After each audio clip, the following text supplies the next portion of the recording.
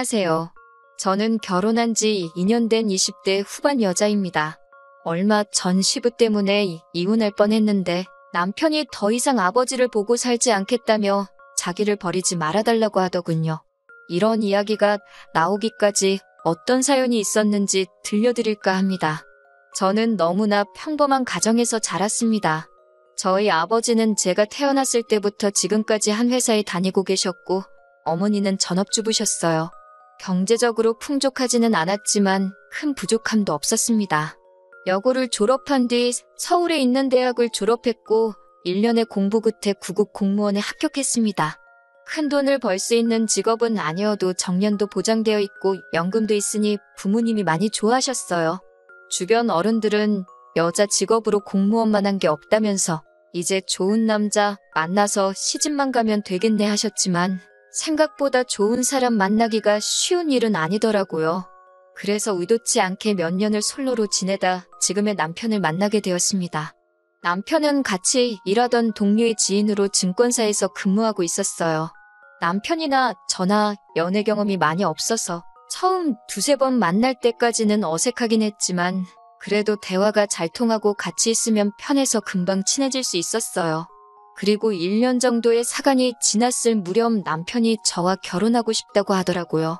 결혼 이야기가 나오면서 남편의 가정사에 대해서 알게 되었어요. 남편은 당시 시부와 단둘이 살고 있었고 남편보다 3살 많은 신우는 이미 결혼에 타지에서 가정을 꾸리고 있었습니다. 시모는 남편이 중학생일 때 암으로 세상을 떠났다고 했습니다. 어쩌다 암에 걸리신 거냐고 물으니 자기도 어렵기에 잘은 모르지만 당시 시부가 시모의 친구분과 바람을 폈다고 하더라고요. 그 일을 알게 된 시모가 충격으로 몇 달을 앓았고 정확히 1년 뒤 유방암을 진단받았답니다. 병세는 급속도로 악화되어 결국 오래 버티지 못하고 세상을 떠나셨다고 해요. 그래서 남편은 지금도 시부가 밉지만 늙은 시부를 차마 모른 척 할 수가 없어서 같이 살고 있다고요. 시부 앞으로 나오는 약간의 연금과 남편이 번 돈으로 생활을 하고 있다면서 남편은 결혼을 해도 이 상황이 당장에 나아질 건 아니라고 솔직히 털어놓았습니다. 그렇지만 남편이 덧붙이기를 자기를 믿고 따라와 준다면 절대 제 눈에서 눈물 나게 하는 일은 없을 거라고 언제든지 저를 가장 생각하며 살겠다고 기회를 달라고 하더군요.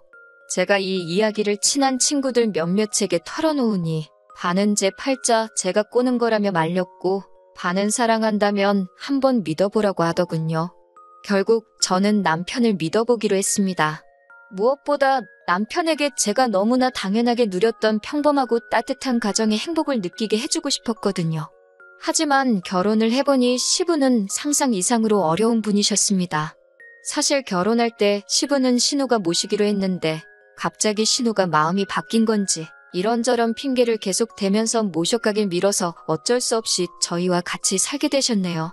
친정부모님은 제가 갑자기 시부를 모시고 살게 된 걸 걱정하시면서도 모르는 척하는 건 사람의 도리가 아니니 조금만 참고 견디라 하셨어요. 저 역시 사랑하는 남편을 생각하며 기꺼이 그렇게 할 생각이었고요. 하지만 새로운 동네에 이사를 하자마자 저희는 시부 때문에 얼굴을 들고 다닐 수가 없었습니다. 슈퍼마켓을 시작으로 가시는 곳마다 여자만 있으면 그렇게 희롱을 일삼으셨나 봐요. 본인 딴에는 농담이라고 해도 듣는 사람 기분 나쁜 그런 이야기들을 막 하시고 아무튼 체면이고 채통이고 하나도 없으셨습니다. 저희가 그러지 마시라고 하면 집안이 떠나가라 호통을 치시면서 자식놈들 다 필요 없다고 역정을 내시니 한 2달쯤 지났을 땐 동네에 저희 시부를 모르는 사람이 없는 지경이었어요.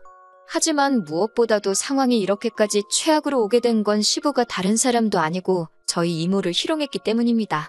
저희 이모는 현재 해외에 거주하고 계세요.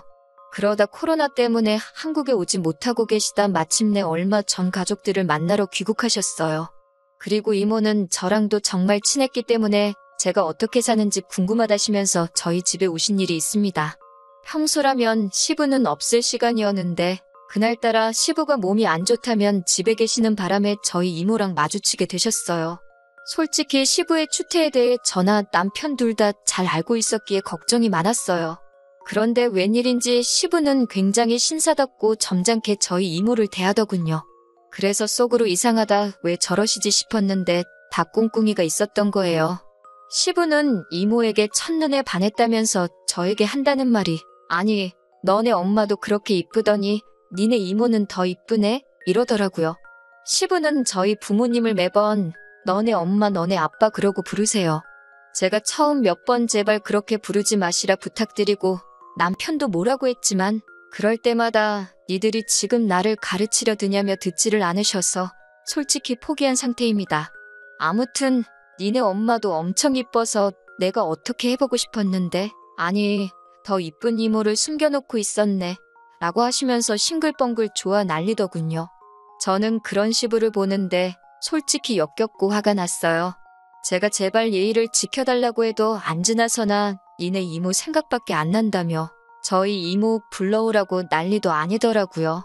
어쩜 그렇게 살결이 뽀얗냐느니 매끄러워 보인다느니 들을 때마다 이모한테 너무 미안하고 속은 메스껍고 죽을 맛이었습니다.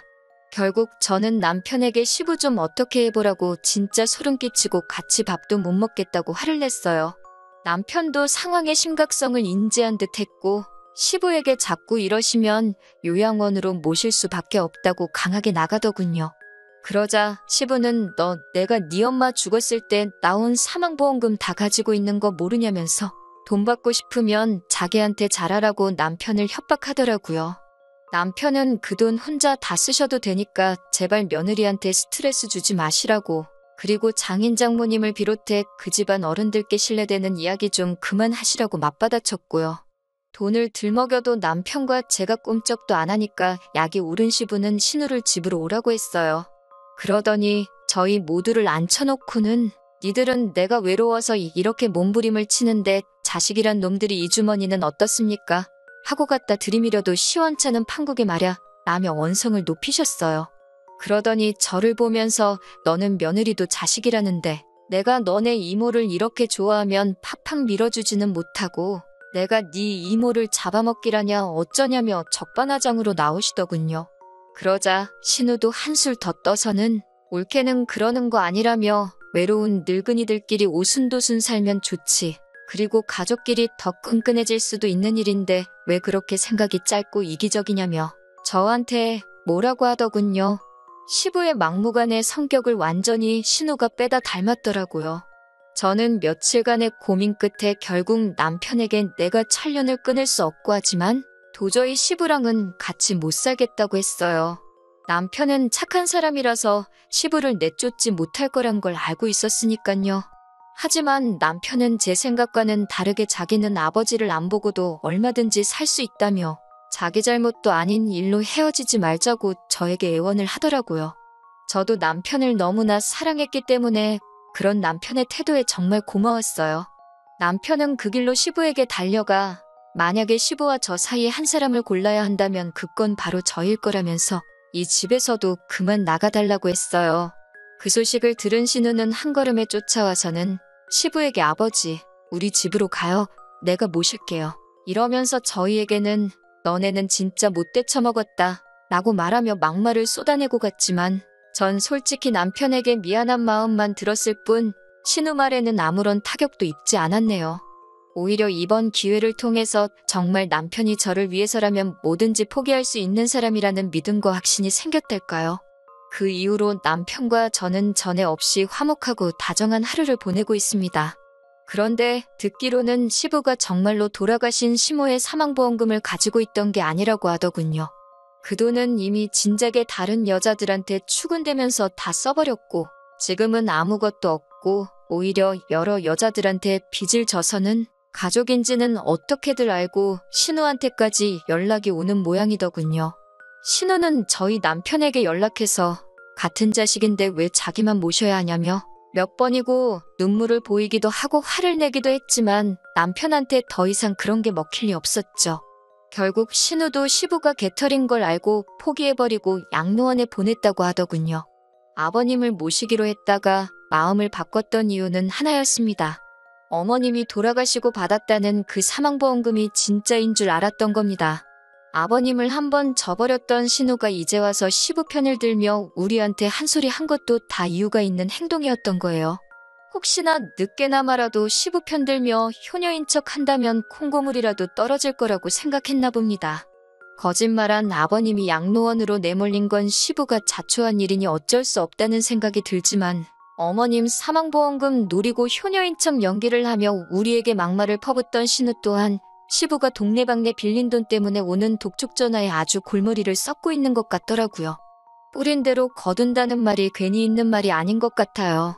아무튼 그 소식을 들으니 며느리 된 도리로 두 사람에게 마음이 좋지만은 않았지만 아버님을 제가 모실 일도 없고 빌려간 돈을 제가 갚을 수도 없고 가만히 있는 것 말고는 더는 제가 해드릴 수 있는 게 없었습니다. 지금도 가끔 남편을 보면 미안한 마음이 들기는 해요. 그래도 어쨌든 제 남편을 세상에 존재하게 해주신 분이니깐요. 그렇지만 결심했습니다. 그런 고민으로 시간을 보낼 바엔 남편을 조금 더 사랑해주자고요. 들어주셔서 감사합니다.